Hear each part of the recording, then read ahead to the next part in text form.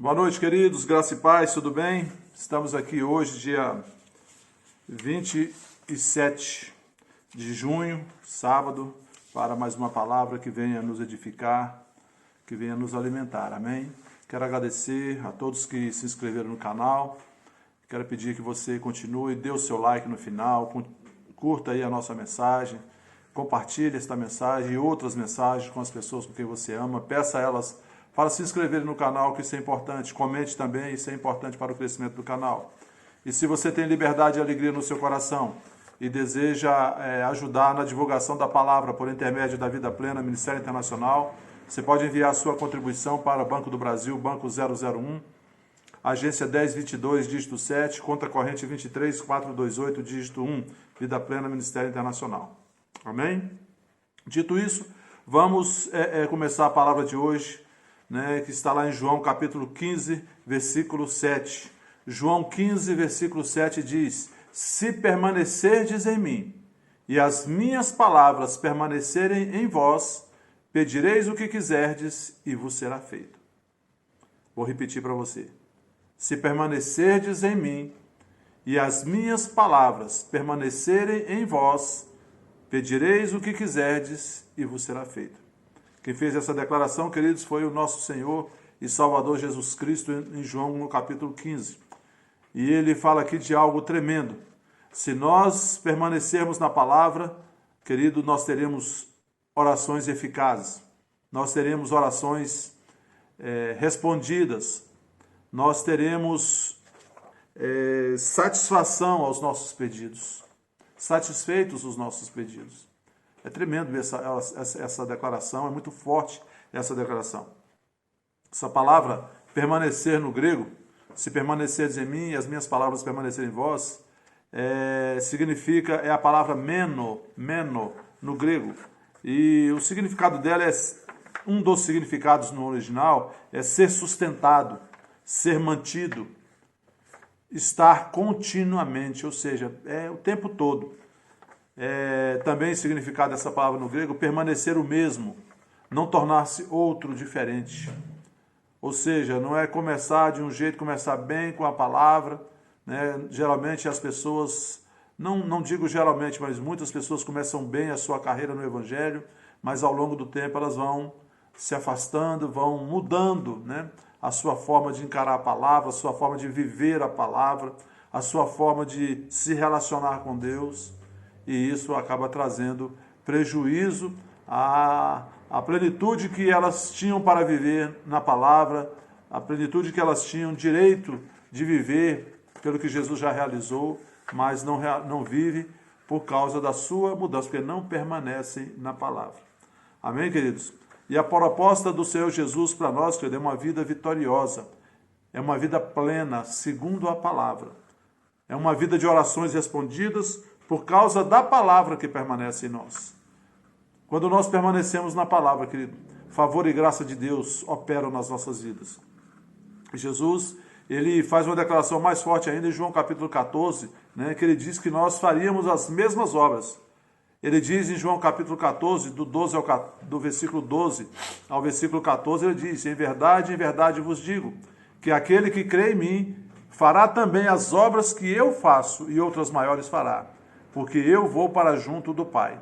E tudo quanto pedirdes em meu nome, isso farei, a fim de que o Pai seja glorificado no Filho. Se me pedirdes alguma coisa em meu nome, eu o farei. É Ele que está se comprometendo.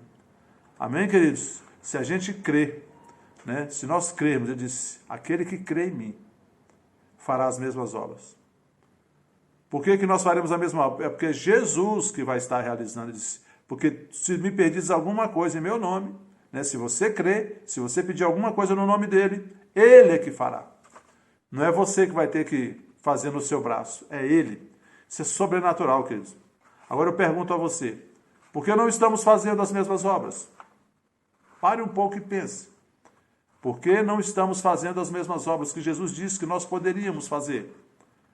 Eu posso dizer para você que pode ser por duas razões. A primeira, falta de ousadia em crer na palavra. Talvez seja essa a dificuldade, falta de ousadia em crer na palavra. Talvez você pense, não, isso aí é muito difícil. porque você está calculando com a sua mente, calculando com as suas possibilidades. Ou talvez seja por falta de permanecer na palavra, né? Porque a gente já não está mais, a palavra já não está mais em nós. A gente já está agora andando não pela palavra, mas andando pelo raciocínio humano, por aquilo que nós conhecemos, andando pelos sentidos. Aí vem a racionalização, né? Aí a nossa capacidade é limitada, a gente diminui Deus para a nossa razão, para aquilo que nós calculamos ser possível.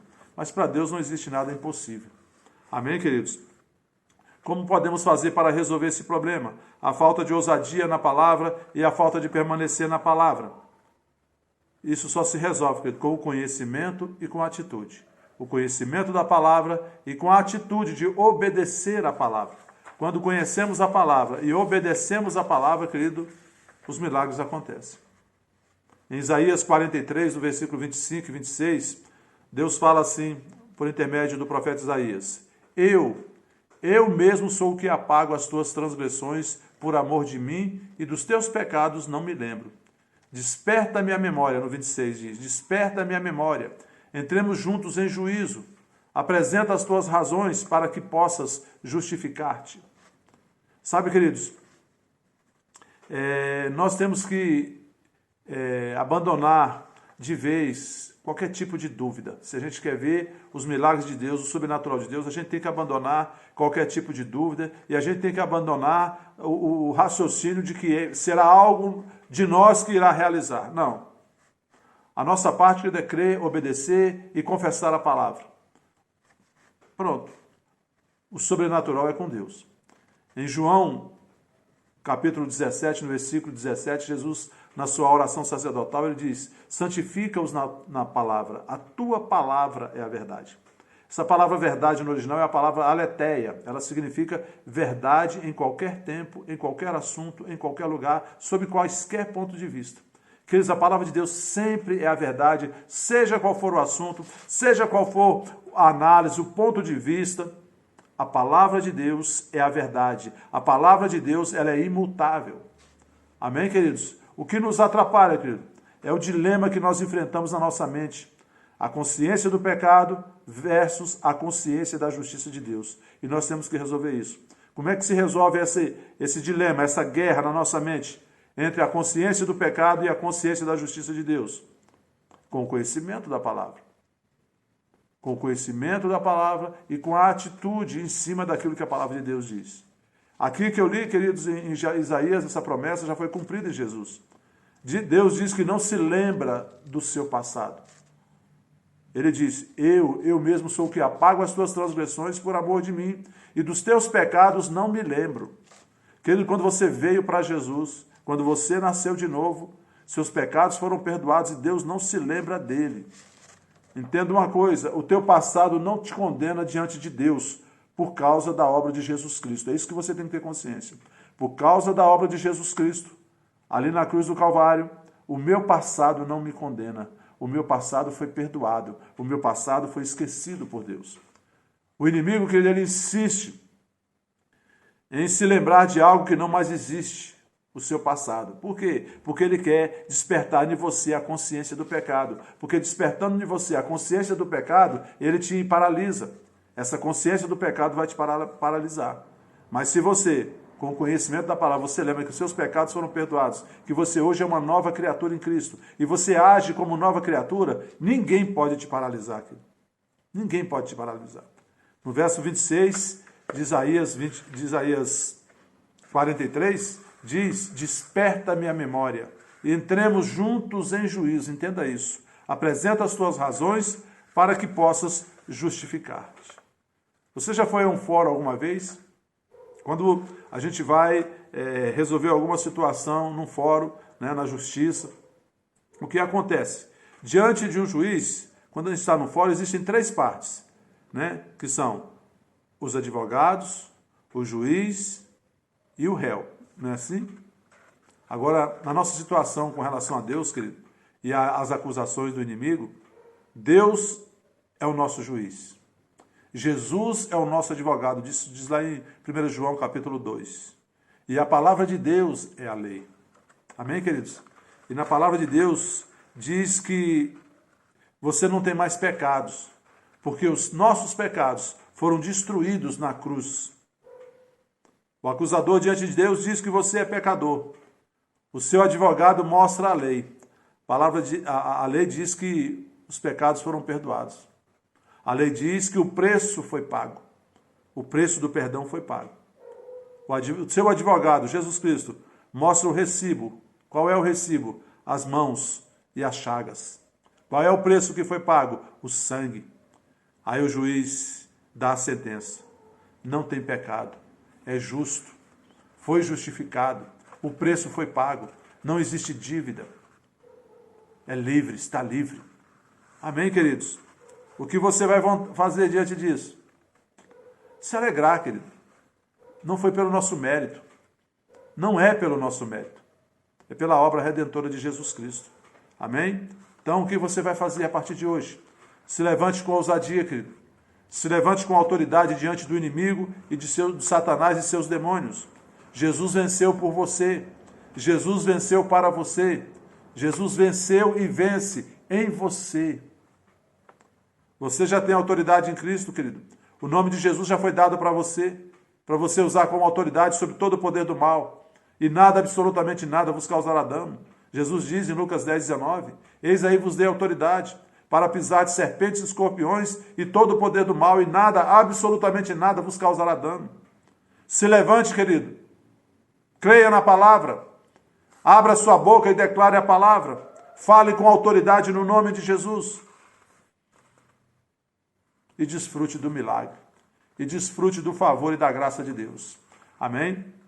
Em Isaías, em 2 aos Coríntios, na segunda carta de Paulo aos Coríntios, capítulo 5, versículo 17 ao 21, diz, e assim, se alguém está em Cristo, é nova criatura. As coisas antigas já passaram, eis que se fizeram novas. Ora, tudo provém de Deus, que nos reconciliou consigo mesmo por meio de Cristo e nos deu o ministério da reconciliação, a saber que Deus estava em Cristo reconciliando consigo o mundo, não imputando aos homens as suas transgressões, e nos confiou a palavra da reconciliação, de sorte que somos embaixadores em nome de Cristo, como se Deus exortasse por nosso intermédio. Em nome de Cristo, pois, rogamos que vos reconcilieis com Deus. Aquele que não conheceu o pecado, ele o fez pecado por nós, para que nele fôssemos feitos a justiça de Deus. Sabe, queridos, a consciência de que você hoje é a justiça de Deus, de que a sua situação com Deus está resolvida, seus pecados foram perdoados, seu passado foi apagado diante de Deus. Hoje você é filho, hoje você é uma nova criatura, hoje você tem uma nova natureza, você recebeu a natureza de Deus. Hoje você pode, com a autoridade que Jesus confiou a você no seu nome, você pode exercer domínio, exercer autoridade, exercer poder sobre todo o poder do mal. E toda mazela que eles estejam usando, você pode dizer, ponto final, Satanás. Ponto final. Parou, acabou. Olha, queridos, quando eu voltei para o Evangelho, isso já fazem mais de 20 anos, quase vai para 25 anos, quase 25 anos. Esse texto de João, capítulo 14, ele me impactou muito quando eu li a Bíblia. Logo nos 3 primeiros meses que eu voltei para o Evangelho, eu li a Bíblia toda. E um dos textos que me marcou muito foi esse texto de João, capítulo 14, que, em verdade vos digo, aquele que crê em mim fará as mesmas obras e outras maiores eu fará, porque eu vou para o Pai. Tudo quanto me diz em meu nome, eu farei. Esse texto dele marcou muito no meu espírito, veio uma revelação forte no meu espírito. E por várias vezes eu já orei para a chuva parar, e a chuva parou. Em situações em que várias vezes a gente estava fazendo a obra de Deus e a chuva iria acontecer, o céu carregado, pronto para descer temporal, e a gente precisava do tempo seco para fazer a obra de Deus. E eu lembrei desse texto e declarei esse texto, essa palavra. Coloquei diante de Deus, Pai, a tua palavra diz que se nós crermos na tua palavra, Jesus falou, se nós crêssemos nele, nós faremos as mesmas obras. E eu orei, chuva, passa desse lugar. Não chova aqui, em nome de Jesus, que Jesus parou a tempestade, Jesus sossegou o mar, Jesus parou o vento. E ele disse que eu posso fazer as mesmas coisas. Então, em nome de Jesus, fora daqui chuva. Não passa e não chuva aqui. Vento, leva essa nuvem embora e não chova aqui. Em nome de Jesus. Querido, não choveu. Outras vezes eu orei para parar e parou. Amém, queridos? Em outras situações, fui orar por pessoas, por cura. E tenho vários testemunhos de pessoas que foram curadas. Muitas curadas instantaneamente. Outras ao longo de um certo tempo, gradativamente, de um dia para o outro, ou até com mais tempo. Mas foram curadas. Milagres assim sobrenaturais, porque eu creio, querido. Eu tenho consciência que eu sou uma nova criatura. Você precisa ter essa consciência também, que você é uma nova criatura e que você já é justo diante de Deus, não pelos seus méritos, não pelo meu mérito, querido, eu sou justo. Eu sei que eu sou justo por causa do sangue de Jesus, por causa da obra de Jesus. Amém, queridos? Deus não muda a sua palavra, querido. Deus não muda. A palavra de Deus diz, eu sou o Deus que não muda. Ele não muda e nem sofre sombra de variação, ele nem sofre variação. Lá em Tiago 1,17 diz isso. Toda boa dádiva, todo dom perfeito, descendo do céu, vem de Deus, que é o Pai das luzes, em quem não há mudança e nem sombra de variação. Deus não muda a sua palavra, Deus não muda, querido. E nós também não devemos mudar a nossa posição em Cristo, mudar a nossa posição com Deus, a nossa posição de crer na palavra. Amém, querido? Se o tempo está demorando em manifestar a nossa resposta, permaneça com a palavra, permaneça em Deus.